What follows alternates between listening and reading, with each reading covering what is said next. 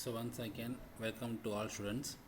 நம்ம இப்போ design of machine எலிமெண்ட்ஸ்க்கான ஃபர்ஸ்ட் யூனிட் பார்க்க போகிறோம். அதாவது engineering materials and engineering material joints and fasteners. So my name is Syed Mohammed Parvez, lecturer mechanical engineering. சரியா? ஸோ இப்போ நம்ம பார்ட் 2 பார்க்க போகிறோம். பார்ட் 2ல் பார்த்தோன்னா design of joints. So previous கிளாஸில் இன்ஜினியரிங் மெட்டீரியல்ஸ் பார்ட் 1 பார்த்தோம். இப்போ டிசைன் ஆஃப் ஜாயின்ட்ஸ் பார்க்க போகிறோம். ஸோ ஃபர்ஸ்ட் பார்த்தோன்னா design of sleeve and cotter joint.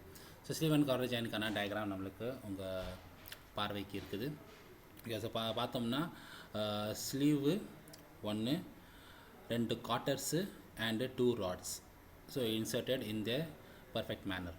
Okay. So sleeve and cotter ஜாயின்ட்டில் பார்த்தோம்னா two connects two coaxial rods, two coaxial rods by means of cotter, okay, when actuating by the tensile or compressive force. Okay, so two coaxial rod நம்ம என்ன பண்ணுறோம், cutter மூலமாக என்ன பண்ணுறோம், insert பண்ணுறோம் when they are applied tensile or compressive force.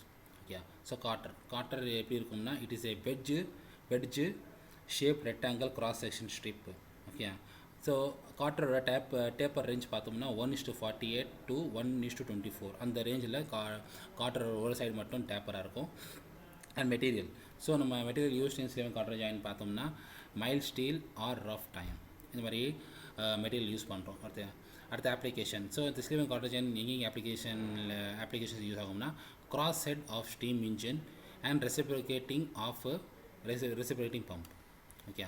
அடுத்து ரொம்ப முக்கியமான design procedure. Okay. So design procedure of sleeve and cotter ஜாயின்ட்க்கு பார்த்தோம்னா first one diameter of the rod. So first diameter of the rod கண்டிப்பாக வரும். diameter ராடுக்கான formula பார்த்தோம்னா area formula தான். Area is equal to pi into d²/4 அந்த formula. So இந்த formula என்ன பண்ணுறோம், டி மட்டும் வெளியே எடுத்துகிட்டு root of 4 × p / pi into sigma t. So அந்த stress is equal to load by area அந்த ஃபார்முலாவில் செலக்ட் பண்ணுறோம். சரியா? So please so on the formula we can find the value of diameter. So we have to take standard diameter d from the PH data book la 7.5 page standard diameter irukum. Okay, at the diameter of the enlarged portion of the rod என்னது இந்த portion. Okay, diameter கண்டுபிடிச்சிட்டோம். அடுத்து இந்த portion தான் enlarged portion of the rod, அதாவது d1 formula பார்த்தோம்னா root of 4 × p ப்ராக்கெட்டில் pi -1 × sigma t in mm. So அந்த ஃபார்முலா மூலமாக we can find the d1. அது d1 ஓட வேல்யூ வச்சுக்கிட்டு we can find the thickness of the cotter. T is equal to d1/4. So cutter thickness, இது thickness இருக்குது. Top வியூவில் பார்க்கும்போது thickness தெரியும். அந்த திக்னஸோட வேல்யூ தான் T1. ஓகே. அடுத்து வித் ஆஃப் தி காட்டரோட வித்து B. அதுக்கான ஃபார்முலா பார்த்தோம்னா B is equal to P / 2 × T × tau. Okay. T is the thickness of the cotter and tau is the shear stress. Okay. அடுத்து outer diameter of the sleeve. So பார்த்தா outer diameter of the sleeve கான formula பார்த்தோம்னா ரொம்ப பெருசாக elaborate இருக்குது. P is equal to π/4 ப்ராக்கெட்டில் d² - d1² minus of d2 - d1 into T the whole into point. So இந்த full formula பார்த்தோம்னா இது ஃபுல்லாகவே area and into stress sigma T. So in the first we have to find the value of d2 using the quadratic equation. Okay, so condition பார்த்தோம்னா -b plus or minus square root of b square minus 4ac by 2a. so இந்த formula மூலமாக வந்து, so it is a very lengthy process.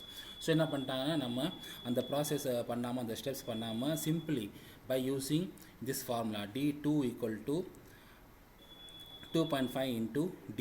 So இந்த simple formula மூலமாக என்ன பண்ணிட்டோம்னா from PHD 7.1.40 page நம்பரில் இந்த ஃபார்முலா வச்சு நம்ம சிம்பிளாக d2 வேல்யூ கண்டுபிடிச்சிடலாம். Okay, right. ஸோ d2 நமக்கு மேக்ஸிமம் இங்கே இருக்கும்னா diameter ஆஃப் தி ராட் இங்கே இருக்கும், அவுட்டர் diameter. ஸோ இங்கேருந்து இந்த லென்த் தான் d2. ஓகே. அடுத்து margin on rod end. So margin அந்த ராட் எண்ட் இங்கே இருக்கும்னா C இதான் margin on rod end. So ராடோட எண்ட் பகுதியிலேருந்து நம்ம அந்த ஸ்லீவோட அந்த கட்டிங் போர்ஷன் வரைக்கும் இதுதான் C. இந்த C தான் மார்ஜின் வந்து rod and C.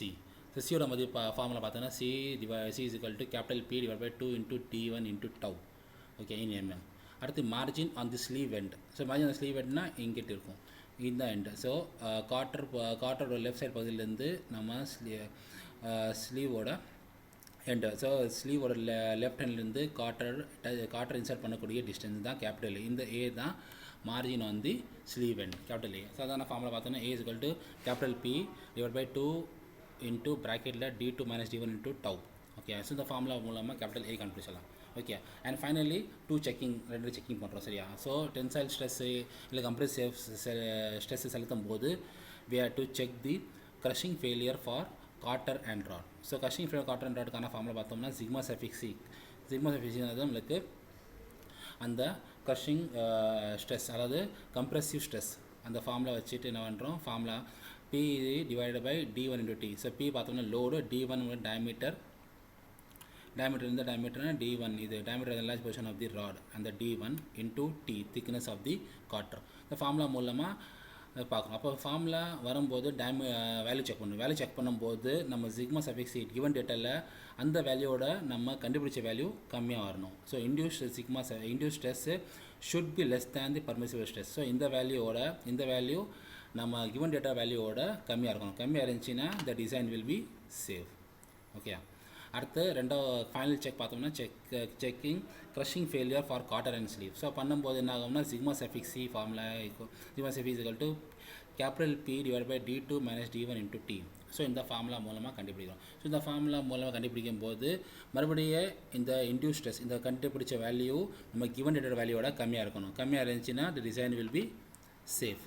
If the design is not safe, design safe இல்லை வேல்யூ அதிகமாக இருந்துச்சுன்னா we have to change the d2 value, outer diameter of the cutter, இந்த இருக்கிற outer diameter of the sleeve, இந்த வேல்யூவை மாற்றணும். Okay, right. ஸோ அடுத்த problem. So ஒரு சீவன் காட்டேஜ் என்ன ப்ராப்ளம். ஸோ இது ரொம்ப ரொம்ப இம்பார்ட்டண்ட்டான 15 மார்க்கு கொஷன். ஓகே, ஸோ 15 மார்க்கில் இந்த மாதிரி கேள்வி கேட்பாங்க. So design a sleeve and quarter joint to withstand a load of 60 kN. All the parts of the joints are made up of same material and the permissive stresses are given below. Okay, so load கொடுத்திருக்காங்க 60 kN and the stresses கொடுத்தாங்க, சரியா? Stresses பார்த்தோம்னா sigma tensile stress sigma suffix is equal to 60 Nm², compressive stress sigma suffix is equal to 125 Nm², and shear stress tau is equal to 70 Nm². Okay, so அடுத்து given data நம்ம ஏற்கனவே load capital பியோட மதிப்பு, sigma டியோட மதிப்பு, sigma சியோட மதிப்பு and டவோட மதிப்பு அப்படி எழுதலாம்.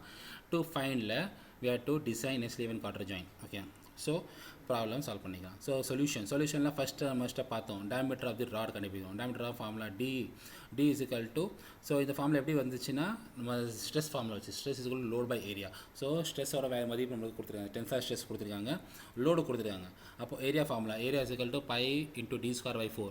அந்த ஃபார்முலாவில் நம்ம என்ன பண்ணோம், டி மட்டும் வெளியே எடுத்துகிட்டு மற்ற டேர்ம்ஸ் எல்லாமே இல்லை ரைட் சைடில் ரூட்டில் போடுறோம். So d is equal to root of 4 into p divided by pi into sigma t. So 4 into 16 to 10⁻³ divided by pi into sigma t. அந்த வேல்யூ நம்ம என்ன பண்ணுறது, கேல்குலேஷன் பண்ணிவிட்டு ரூட் போட்டோம்னா we get the value of d is equal to 35.68 mm. So என்ன பண்ணுறோம், round off ஒரு value போடுறோம், d is equal to 40 mm. Okay, அடுத்து diameter of the enlarge position of the rod. So step number 2 பார்க்கணும். So d1க்கான formula பார்த்தோம், root of 4 into p into pi minus 1 into sigma t. இந்த formula போட்டோன்னா we get the value of d1 43.22. So என்ன பண்ணுறோம், அடுத்து round off 45 mm value வைக்கிறோம். Okay, அடுத்து step number 3 width of the cotter b. So width of the காட்டருக்கான formula பார்த்தோம்னா b is equal to p divided by 2 into t into tau mm. So b நம்மளுக்கு b நம்ம எஸ்யூம் பண்ணோம், b is equal to 3 into thickness. So with நம்மளுக்கு பார்த்து தெரியும் 3 into thickness value எடுத்துக்கு என்ன பண்ணுறோம் அப்போ b என்ன பண்ணுறோம், திக்னஸாக மாற்றிடுறோம். ஓகே, ஸோ அப்படி சிம்பிளாக செய்யலாம். இல்லை நமக்கு டீயோட மதிப்பு தெரியும், டி இங்கே ஃபார்முலா ஏற்கனவே டீயோட மதிப்பு நமக்கு தெரியும், d1/4 அந்த வேல்யூ வச்சு போடலாம். ஸோ என்ன பண்ணுறோம், நம்ம சப்ஸ்டியூட் பண்ணுறோம். ஸோ வேல்யூ சப்ஸ்டியூட் பண்ணும்போது நம்மளுக்கு என்ன கிடைக்கும்னா அந்த வேல்யூ கிடைக்கும். So b² is equal to 60 into 10⁻³ into 3, அந்த 3 மேலே வந்துடும், அப்போ 2 into 70. So b is equal to root of 3 into 16 10⁻³ divided by 2 into 70 பண்ணோன்னா we get the value of b. b is equal to 35.86 வந்துடும். we have to take another higher value, b is equal to 40 mm. அடுத்து step number 4 margins on the rod end, capital C. அதுக்கான formula பார்த்தோம்னா capital C is equal to p divided by 2 into d1 into t. Okay, so இந்த formula substitute பண்ணுவோம். So p மதிப்பு தெரியும், p is a P means அந்த load 60 into 10⁻³ divided by 2 into 45 into 70. So இந்த value நம்ம என்ன பண்ணுறோம்னா substitute பண்ணும்போது கால்குலேஷனில் பண்ணும்போது we get the value of 9.42 mm. So which is nearly equal to 10 mm பண்ணுறோம் சரியா. ஆனால் சியோட மதிப்பு ரொம்ப கம்மியாக வருது ஓகே கால்குலேஷனில். ஸோ கம்மியாக வந்துருச்சுன்னா we have to take C as சியோட மதிப்பு ரொம்ப கம்மியாக இருந்துச்சுன்னா we have to take சியோட value C is equal to 0.752 into D. இப்போ டினா டயமீட்டர் ஆஃப் தி ராட் அந்த வேல்யூ வச்சு என்ன பண்ணுறோம் கேல்குலேட் பண்ணும்போது சியோட மதிப்பு 30.08 வந்துடும் mm ஓகே. அடுத்து ஆட்டோ டயமீட்டர் ஸ்லீவ் ஏற்கனவே சொல்லியிருக்கோம். அந்த பெரிய ஃபார்முலா வச்சு நம்ம சால்வ் பண்ணுறதுக்கு ரொம்ப சிரமமாக ரொம்ப டைம் ஆகும். அதனால் இந்த டோட்டல் யூனிட் அதாவது டோட்டலில் கால்குலேஷன் நம்ம என்ன பண்ணுறோம் நெக்லெக்ட் பண்ணிக்கிட்டு கடைசி அந்த ஸ்டெப் மட்டும் அதாவது இந்த ஸ்டெப் மட்டும் தான் போகிறோம். So outer diameter of the sleeve D2 is equal to 2.5 into D அந்த ஃபார்முலா போடுறோம். ஸோ 2.5 into Dனா 2.5 into 40 which is equal to 100 mm. So இந்த வேல்யூ எப்படி போட்டாலும் நம்மளுக்கு ஆட்டோ டயமீட்டர் ஸ்லீவோட வேல்யூ சிம்பிளாக ஈஸியாக கிடைச்சிடும். அடுத்து margin end of the sleeve அதாவது step number 6 margin end of the sleeve A. So ஏயோட மதிப்பு பார்த்தீங்கன்னா capital P divided by 2 into D2 minus D1 into T okay which is equal to 60 into 10 power 3 divided by 2 into 60 minus 45 into 70 okay. So ஏயோட மதிப்பு பார்த்தோம்னா 28.56 mm by calculation. அடுத்து last checking. So checking பண்ணும்போது we have to check the crushing stress for quarter and sleeve end quarter and rod end. So sigma செவிசியோட formula பார்த்தோம்னா P divided by D1 into T. So P load D1 enlarged diameter of the rod and T thickness of the quarter. So value அப்படி substitute பண்ணும்போது 60 into 10 power 3 divided by 45 into 11.25. So value அப்படி substitute பண்ணும்போது we will get the value of sigma suffici is equal to 118.51 Newton per mm square okay. So இந்த value check பண்ணிடுறோம். So check பண்ணும்போது பார்த்தோம்னா ஏர் induce crushing stress value 118.52 Newton per mm square is less than the permissible அதாவது given data value 125. So நம்மளுக்கு அந்த check பண்ணும்போது sigma சியோட மதிப்பு கம்மியாக வந்திருக்கு ஓகே. ஸோ கம்மியாக வரும்போது we get the design safe okay right.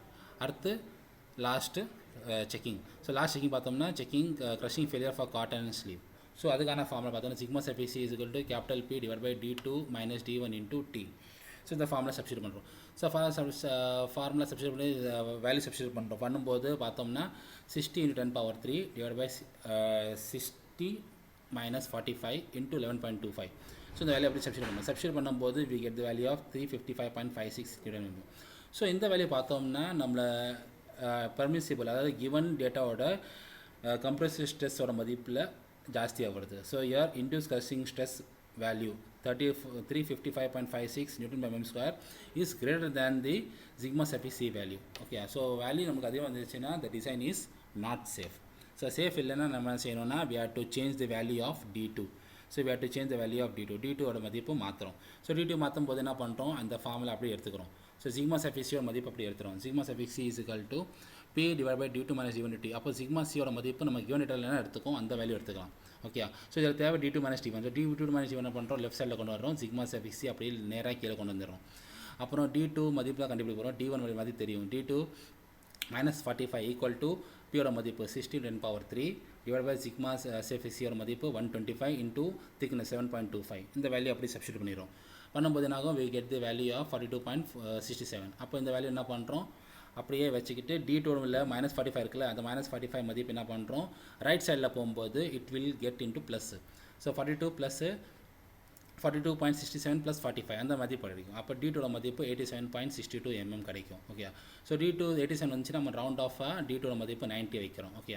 So D2 மதிப்பு 90 mm. ஸோ 60 mm இருந்துச்சு அது 100 mm இருந்துச்சு அது என்ன பண்ணுறோம் 90 mm மாற்றிக்கிட்டோம் ஓகே. ஸோ ரிசல்ட்டில் நம்மளுக்கு இந்த D2 மதிப்பு தான் போகணும். அடுத்த finally result diameter of the rod D is equal to 40 mm. diameter of the enlarged portion of the 40. அடுத்த width of the quarter B ஓட மதிப்பு 40 mm. outer diameter of the sleeve D2 90 mm.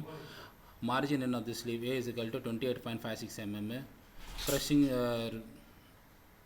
stress for quarter and rod 118.51 mm.